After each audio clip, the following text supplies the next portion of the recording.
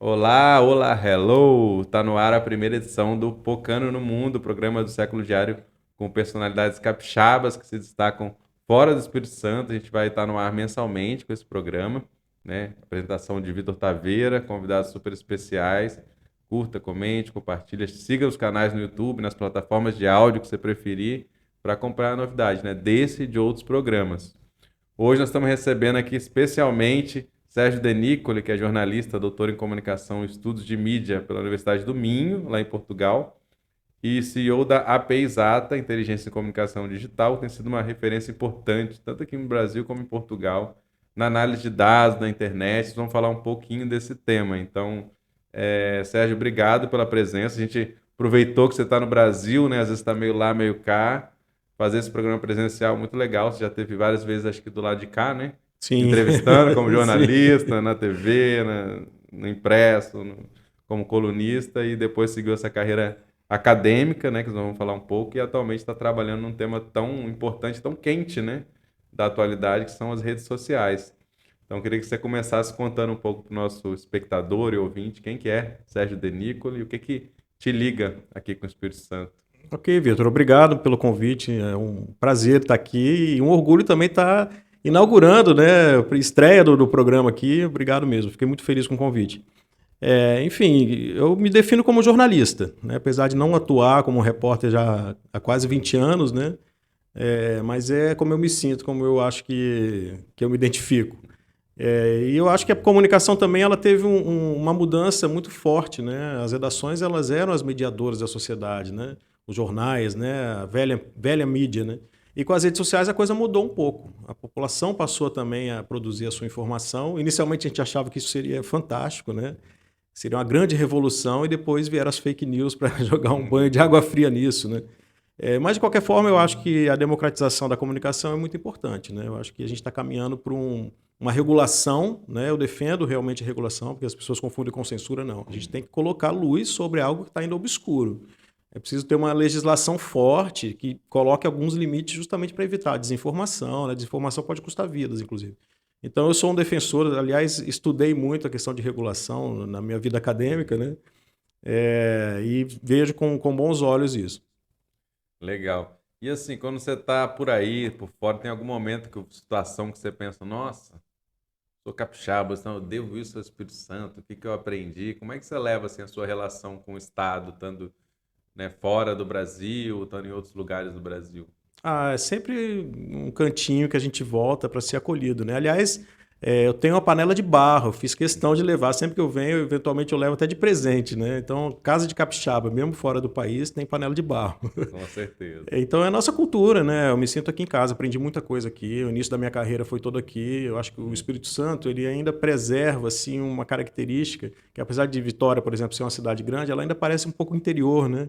A gente é bem recebido, a gente conhece as pessoas, né? Você para no sinal, às vezes olha para o lado, tem alguém que você É, conhece. São coisas que acontecem aqui que numa cidade maior não acontece. Então, eu acho que Vitória tem conseguido preservar isso ao longo do tempo, apesar de estar uma cidade fantástica. A grande Vitória toda, né? Tem crescido muito, eu tenho andado.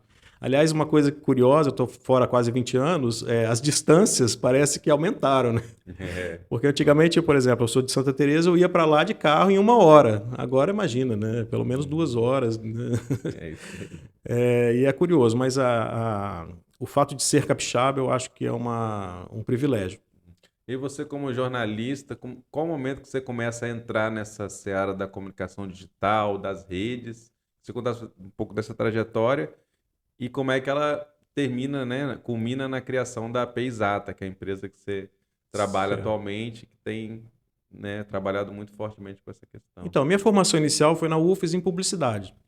E naquele período, o jornalista não podia fazer estágio. E eu me lembro que eu encontrei o Mário Bonella, que era meu colega de UFES, no ônibus, estava indo para a universidade, e ele, naquela época, tinha passado num concurso na Prefeitura de Vitória. O Mário, que hoje apresenta o Bom Dia Espírito Santo, né? Uhum. Ele ia ser funcionário público. Aí ele falou: Ó, Sérgio, estou saindo da CBN, ele era estagiário lá, e como não aceita estágio de jornalismo, de repente você consegue lá uma vaga. E assim foi, a vida de estudante, fiz lá o preenchimento no CIE do cadastro e acabei sendo chamado e fui para a CBN, início da rádio, foi o primeiro ano da rádio. Já vai fazer 30 anos isso, né? E acabei me apaixonando pelo jornalismo. Então eu terminei a publicidade na UFES, nunca exerci e fui fazer a complementação na FAESA. Então me formei na FAESA em jornalismo e passei a atuar nisso, né? E tive alguns pontos interessantes aqui no Espírito Santo como jornalista, na cobertura, por exemplo, da CPI do narcotráfico, que foi uma coisa que agitou muito a sociedade. Eu lembro a Era Grátis também, né? Aquela transição. Eu lembro que a gente formou uma equipe já na TV Gazeta para ir numa reunião secreta naquela época, lá na Pedra Azul e tal. Do Hotel Aroso Hotel lá, Aroso. né? Invadimos o hotel, né? Como jornalistas disfarçados de Dos hóspedes. deputados, né? Isso, aquilo foi uma confusão, né? Na época resultou na eleição do Giovanni, que era jogador, que tinha sido eleito deputado, depois ele foi substituído pelo Cláudio Vereza, justamente por causa dessa confusão a gente teve uma participação ativa, né? Foi uma coisa bacana do jornalismo, uma cobertura bem interessante. Mas aí eu sempre tive essa vontade de sair, né? Apesar de gostar muito daqui, eu sempre tive curiosidade. E aí vi uma oportunidade de estudar em Portugal. Na época eu fui fazer um mestrado. E a minha ideia era ficar um ano lá e voltar. Mas aí acabei ficando por quase 20 anos. Na Universidade do Minho, seu mestrado. Universidade também, do Minho. Que é em Braga, não é isso? Em Braga. Que, aliás, é uma cidade que hoje tem muitos brasileiros. Na época não tinha muitos. Hoje 5% da população de Braga é de brasileiros e chega sempre mais. Então tem uma comunidade forte lá. Mas aí eu fui para lá estudar, né? E acabei gostando, comecei a dar aulas e não voltei. Eu lembro que na época eu pedi demissão por procuração.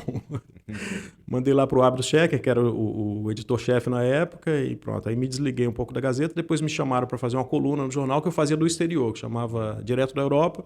Então fazia colunas sobre questões europeias, gerais. Era bem livre, uma coluna bem que eu gostava bastante de fazer.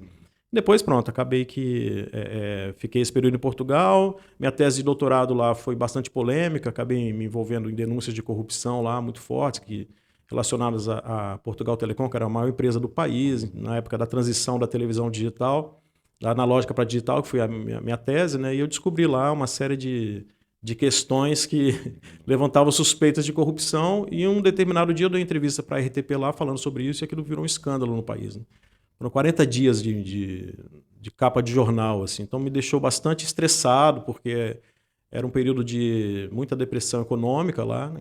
E a população estava muito carente, então quando surgia alguém que enfrentava o sistema, aquilo tinha um destaque muito grande. E fiquei naquela luta ali, acabei que fui ameaçado de processo pela Portugal Telecom, uma aventura.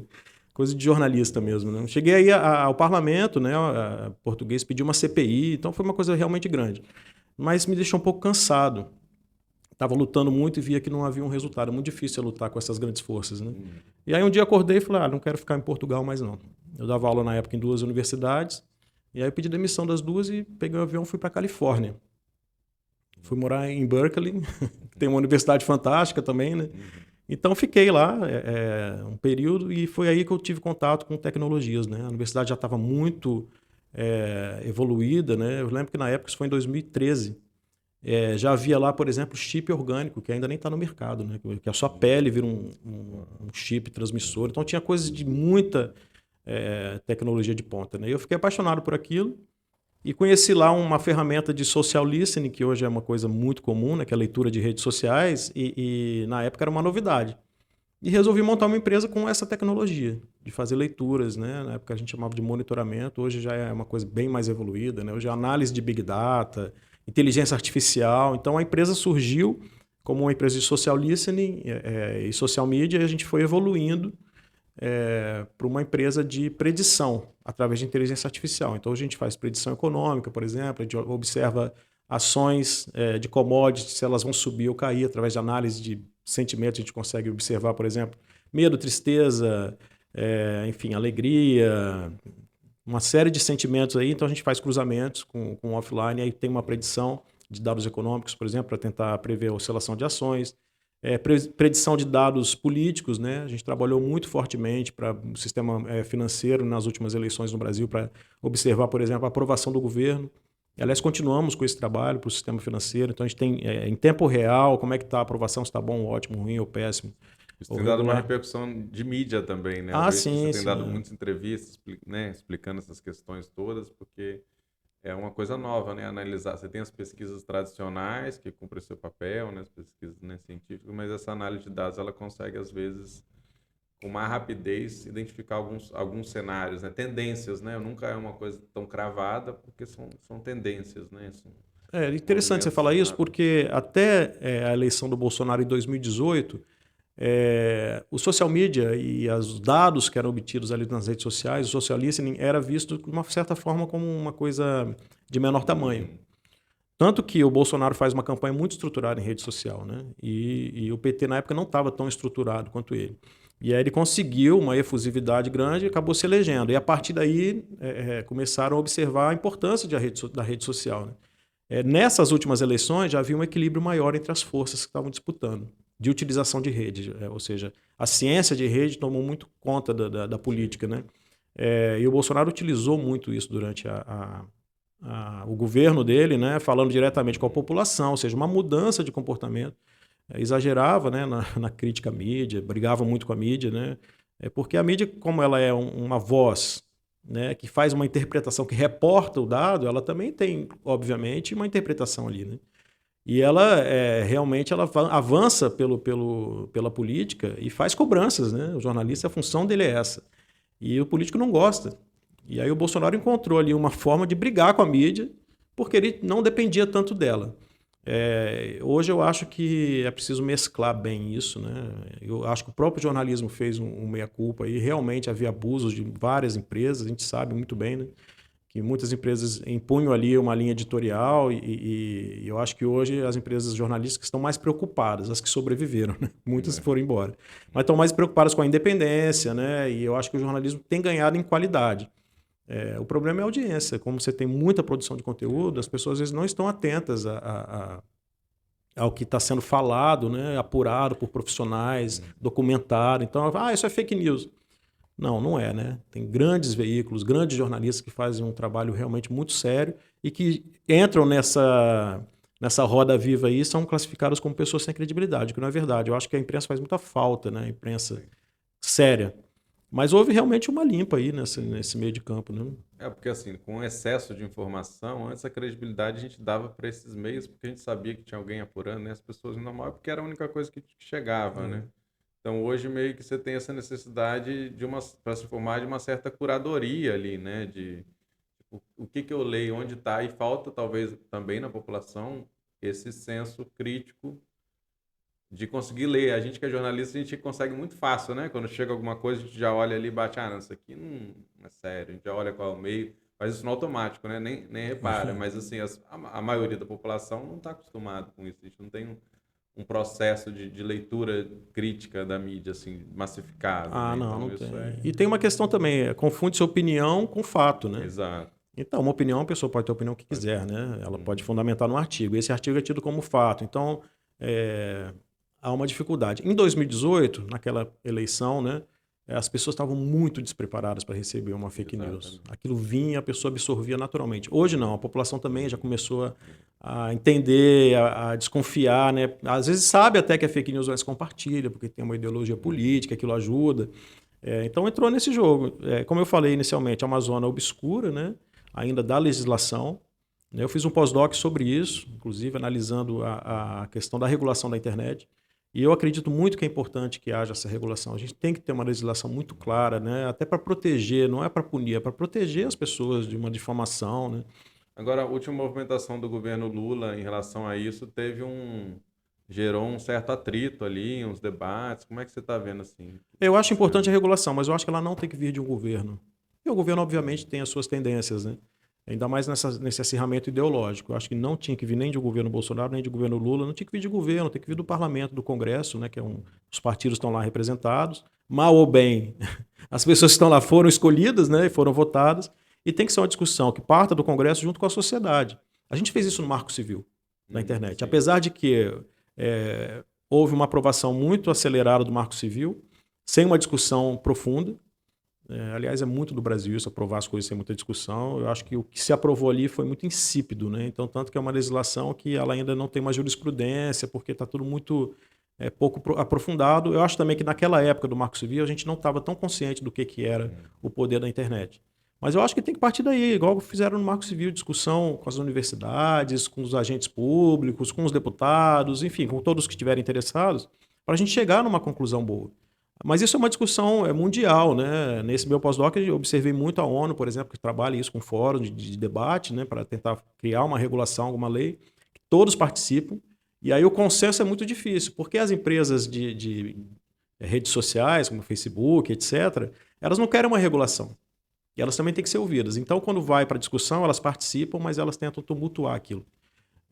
E aí, nessa tentativa, o que se aprova é muito pouco profundo, né? E aí uma discussão, por exemplo, imagina que alguém é difamado. De quem é a culpa?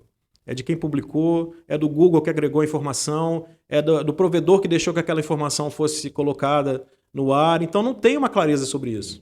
É preciso saber quem é o culpado. Hoje a gente usa leis offline, alguma coisa do Marco Civil, mas como eu falei, é muito incipiente.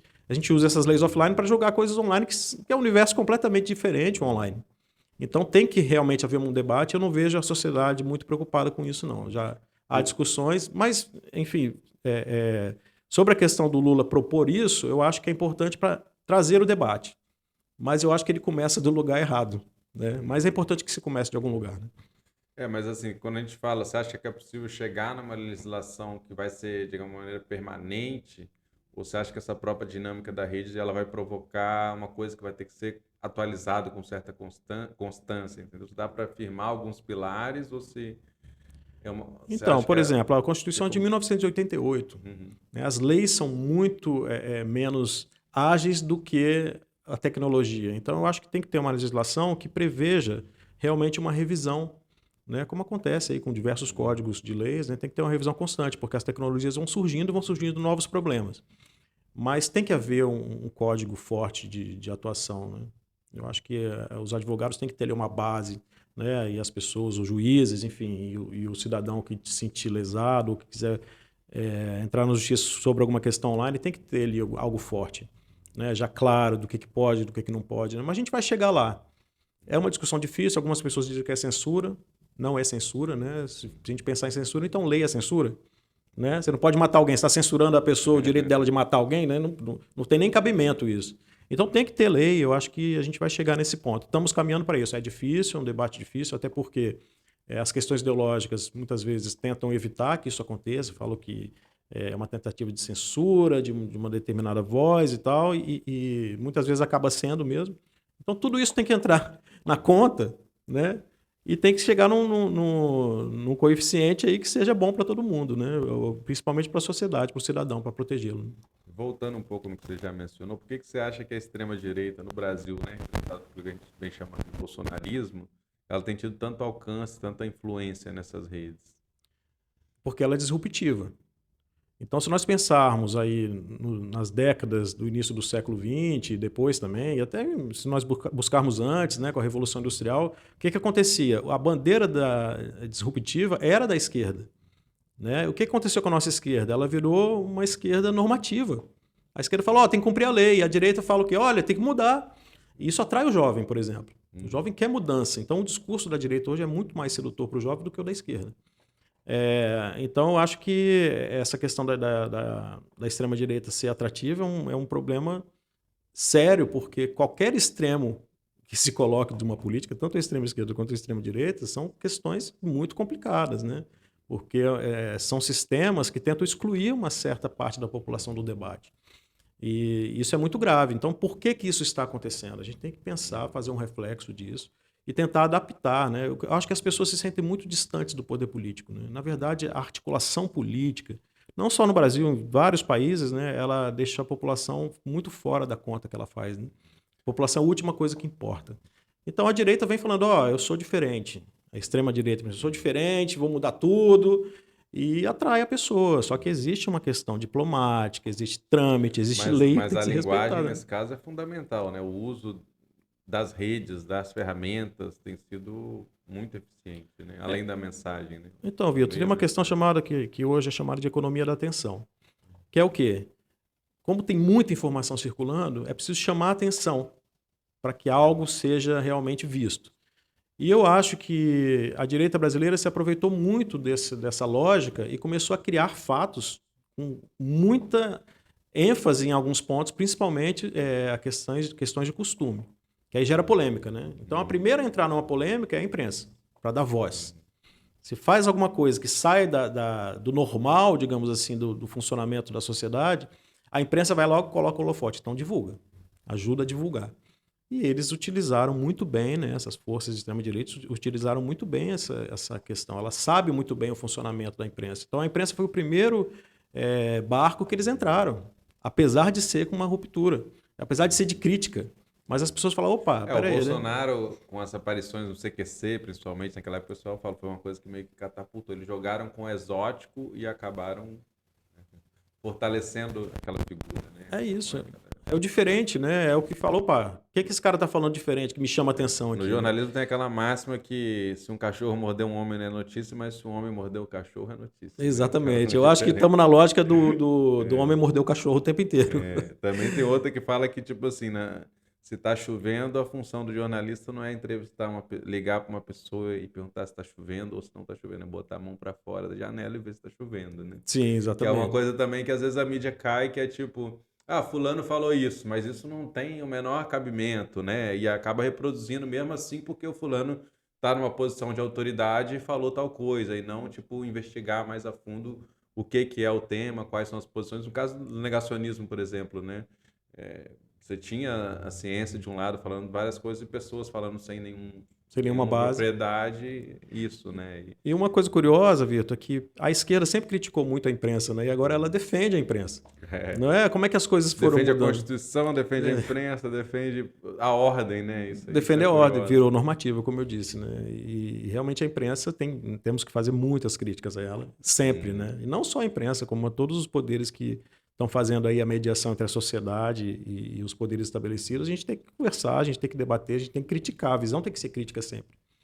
O jornalista tem que ser crítico ao governo de esquerda, de direita, de centro, a qualquer governo. A função é essa, né? A gente tem que estar do lado sempre da população. Você acha que as plataformas digitais devem fazer, podem fazer? Como é que você está vendo esse debate para coibir as fake news? Porque de um lado eles não querem obrigações, por outro lado eles se veem obrigados também a atuar nessa seara, né? Então, quando foram estabelecidas essas empresas, elas buscaram uma autorregulação. Isso é registrado, né? Nesse meu estudo que eu fiz, eu percebi muito bem isso. Elas não queriam ser reguladas. Elas falaram, não, nós vamos... Inclusive, o primeiro ponto de autorregulação foi a questão da pedofilia. Elas colocaram barreiras para isso, né? Elas puniam, elas denunciavam e tal. Só que depois vieram outras questões. Que aí é claro que todos são contra a pedofilia, né? Agora... É o Magno Malta, né? Qualquer um. Camisa, né? Ninguém é a favor da pedofilia, né? Então, quando você pega uma questão que é um ponto pacífico, é muito mais fácil. Agora, quando você pega nuances, né, que tem, né, nada é preto e branco só, tem nuances aí. Essas nuances que são os pontos que hoje estão sendo suscitados e que as empresas tentam evitar. Então, para elas, a autorregulação foi muito confortável. Agora já começa a ter uma atitude que pode ser considerada criminosa, né? Que ela pode estar ajudando a incentivar crimes ou até a encobertar crimes. E aí a coisa toma uma outra figura, né? E você tem um embate. Mas é um embate, eu acho que é natural, de mudanças sociais, como aconteceu agora, né? A gente pode falar do fechamento dos campos na época da Revolução Industrial, né? Aquela massa que foi para a cidade trabalhar que não tinha lei trabalhista nenhuma, que era criança trabalhando 20 horas por dia. Então, nós estamos nesse ponto também hoje com a tecnologia. A gente pode fazer um paralelo com a Revolução Industrial. E aí, como está um ponto obscuro, a gente tem que esclarecer aquilo, né? A gente tem que jogar ali uma luz e realmente normatizar de uma forma correta, né? E vamos chegar lá. Esse lance do golpismo no Brasil, por exemplo, é um exemplo muito forte, né? Porque qual que é o limite? O que é golpismo, o que não é? O 8 de janeiro lá, né? Quem teve lá cometeu um ato em si, não cometeu, assim, entra numa seara. O que é incentivar isso? O que é as fake news? Teve uma até envolvendo o próprio Magno Malta, que pegaram um chamado dele para uma outra manifestação e colocaram como se fosse o 8 de janeiro, né? Sim. Isso poderia incriminar ele, mas aí até que revelaram que isso, na verdade, era um fake, né? Não que ele não esteja envolvido nessas coisas, mas, assim, é uma complexidade muito grande. Essa também, questão né? do 8 de janeiro, houve um crime de invasão, né? Isso é fato. Destruição, se deixou, se não deixou, se flexibilizou a polícia ou não, não interessa. A pessoa invadiu, é crime. Então ela tem que ser punida porque cometeu um crime. Só que existe um outro mundo que é o online, que também houve rupturas aí e cometimento de crime. Como é que vai se analisar isso? Né? Aí que eu falo que tem uma parte da lei que não está muito clara. Né? Tudo bem, é muito fácil você identificar quem invadiu o palácio pelas câmeras e tal. Agora, como é que você vai identificar quem estimulou isso? Né? Até que ponto foi crime ou não? A pessoa vai falar, não, eu estou exercendo o meu direito de manifestação, eu tenho o direito de pedir volta de ditadura militar, etc. A pessoa pode falar isso, mas quando ela grava um story, por exemplo, defendendo coisas que estão contra a legislação, né? E aí, o que vai acontecer? Né? Você não tem ali, aí a pessoa vai falar que é direito de opinião. Eu acho que o foco principal, inclusive a direita utiliza o termo liberdade para falar, né, que ela fala de liberdade de opinião. Só que é importante entender que a liberdade de opinião ela não pode afetar o outro, né? Porque já deixa de ser a liberdade do outro. Então tem que ter uma coisa muito delicada. Mas eu sou otimista. Eu acho que as redes sociais chegaram para politizar as pessoas. O Brasil passou por um processo muito traumático nas duas últimas eleições, mas as pessoas hoje sabem quem são os ministros do STF, cobram deles, sabem o que é um projeto de lei, elas acompanham o que está tramitando no Congresso. Não era assim. Né? Eu fui jornalista por muitos anos aqui no Brasil e as pessoas não tinham a mínima ideia do funcionamento de um poder legislativo, por exemplo, um Supremo, e as pessoas agora têm. Só que foi uma politização muito rápida e cunhada muito em fake news. Mas houve uma politização, e eu acho que isso é importante. Hoje, qualquer gestor público que você conversa, ele está preocupado com a opinião pública como nunca esteve, porque antes era mediado pela imprensa, né? Então ele se preocupava com a imprensa. Agora não, ele tem que se preocupar com quase tudo. E eu acho que isso vai trazer futuramente um amadurecimento democrático para nós. E esse trabalho que vocês fazem, né, como acho que chama de bússola, não, um termômetro, né, das redes, hoje é uma questão fundamental, né? Eu costumo dizer lideranças políticas precisam acompanhar. Sem dúvida. Eu falo assim, são duas cidades, uma física e uma digital. O mapeamento da cidade física é muito simples, já se sabe, já se faz isso há muito tempo. O mapeamento da cidade digital é o que nós fazemos, da cidade, de um assunto, de um tema, de uma empresa, enfim, a gente vai entender a lógica que circula. Então, Vitória, por exemplo, o que pensa a cidade de Vitória? A gente consegue, pelo digital, entender esse pensamento, o que a população quer de Vitória, por exemplo, quais são as exigências, os pedidos, o que está funcionando bem, o que está funcionando mal, da gestão pública ou eventualmente até de serviços, de empresas e tal. Então, esse mapeamento, as tecnologias hoje nos permitem, né? Também não é esse espaço virtual, ele não é totalmente democrático, no sentido que ele continua sendo influenciado pelas forças financeiras. Certo? Não é, claro. Ali você tem quem os faz algoritmos, né? Quem não tem dinheiro e está fazendo, e quem tem um dinheiro para anunciar, para comprar, para influenciar isso. Então, é um território também que traz muitas complexidades que são da própria vida real também, né? Do não virtual. Se nós pegarmos, por exemplo, o ChatGPT, que é o grande assunto do momento, realmente é uma invenção incrível, inteligência artificial muito potente. E aí eu estava vendo outro dia uma análise de uma pessoa que pediu ele para listar 10 filósofos, né, da história do mundo. Aí vieram 10 homens. Aí ele falou, por que você não citou mulheres? Me desculpa e tal. Pronto, citou mulheres. Aí ele falou, por que você só citou pessoas do Ocidente? Não havia pessoas do Oriente? Desculpa, aí vieram pessoas do Oriente. Vieram homens de novo. Mas e mulheres? Então, como a inteligência artificial é baseada em algo que existe, ou seja, o ChatGPT ele vai buscar na rede as informações. Que a ideia da internet inicial era a ideia da biblioteca mundial, e ela se consolida agora no ChatGPT. Você vê que começa com a ideia de biblioteca mundial, que era a ideia do hiperlink, você ir clicando até descobrir a informação toda, e ela hoje se consolida no ChatGPT, então ele vai buscar nessa biblioteca isso. E se a humanidade hoje valoriza muito mais filósofos homens do Ocidente, é claro que ela vai responder isso. Né? Tem essa questão, que a tecnologia, elas são ferramentas, né? Elas não são por si só bem ou mal, mas elas também reproduzem coisas que estão colocadas pela nossa sociedade, né? Ela por si só não resolve todos os problemas. Não resolve. Agora, esse tipo de pergunta, ele vai aperfeiçoando. É o machine learning, a máquina aprendendo o tempo inteiro. Então, quando a pessoa fala, por que você não lista aí também filósofos, né, da história mundial? Aí ela já entendeu isso. Então, ela adquire aquele pensamento. Então, a potência disso no passar dos anos é gigantesca. Só que eu temo essas tecnologias, porque a gente já foi muito iludido com a internet também, como eu falei, era sempre tido como uma coisa muito democrática, ia melhorar a nossa democracia, ia melhorar, as pessoas iam poder compartilhar as informações, a gente nunca lembra do lado negativo. Eu acho que o ChatGPT é muito assustador, ao ponto que, diferentemente de outras tecnologias, ele substitui o ser humano, né? Se você colocar ali para ele, pedir para ele fazer uma petição, por exemplo, ele faz, substitui o advogado. Se você colocar alguns termos, ele consegue fazer uma reportagem. Hoje no jornalismo, isso que eu ia falar, no jornalismo hoje é possível fazer uma reportagem. Possível. O pessoal da equipe lá, os desenvolvedores, às vezes pedem código. E ele faz os códigos. Então, é uma coisa muito assustadora. As escolas estão preocupadas e realmente tem razão por estar, só que a gente tem que pensar também na evolução, né? A gente vai ter que se adaptar a isso, isso não tem volta mais. Então, assim como antes você tinha que fazer a matemática e depois da calculadora você não precisa saber matemática, você clica lá, aquilo te dá informação, a gente tem que partir a partir daí, né? Trabalhar a partir daí. O ChatGPT é muito recente ainda, né? Começou agora, mas o potencial daquilo é muito assustador. Até de criação de... Ele cria imagens. Ah, eu quero aqui um cachorro com asa na lua. Pronto, ele vai lá e cria essa imagem, entendeu? Através de inteligência artificial, cria-se pessoas. Então a gente está ainda no início disso. O potencial disso é gigantesco, eu não sei onde vai chegar. E Mas é um pouco assustador.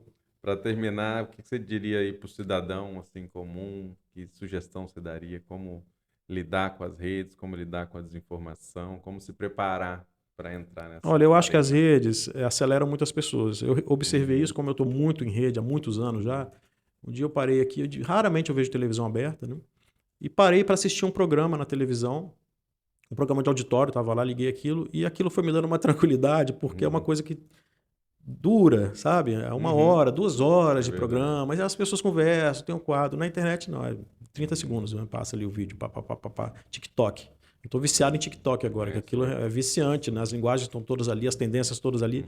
Só que acelera muito a gente. Eu tenho a impressão que isso pode acarretar aí sérios problemas psicológicos, inclusive os jovens hoje que estão muito focados na internet, têm uma dificuldade de socialização, né? Mudou um pouco isso, isso tem gerado muitos problemas de cunho psicológico mesmo, depressão, então a gente tem que tomar muito cuidado com isso. Então, por favor, o que eu falo com as pessoas é o seguinte, por favor, meça um pouco até quanto você está dependente das redes, porque tem um mundo offline que é muito Vai pegar interessante. um Né? ar livre, vai pegar uma praia, Vai vai pra uma praia, dar vai um para a rolê. floresta, ouvir os pássaros, vai andar na areia, sabe? Vai conversar com os amigos, tira o celular quando estiver com os amigos, aproveite aquele momento, sabe? Não acelere muito a sua vida, não, porque está acelerada demais, né? Acho que a gente Isso tem que aí. voltar aí um pouco para ter mais paz de espírito. Bom, muito obrigado, Sérgio Danícolo, jornalista, doutor em comunicação, CEO da APP Exata, focando pelo mundo aqui, trazendo a estreia do nosso quadro, novo quadro. Então, lembrando para a galera seguir os canais aí do Século Diário no YouTube, nas plataformas de áudio favoritas, Spotify, Google Podcast e outras, e acompanhar também notícias diárias no séculodiario.com.br. Ok, Então, Vitor, muito obrigadão, obrigado. Sérgio. Foi um prazer estar aqui com vocês. Até mais. Até mais.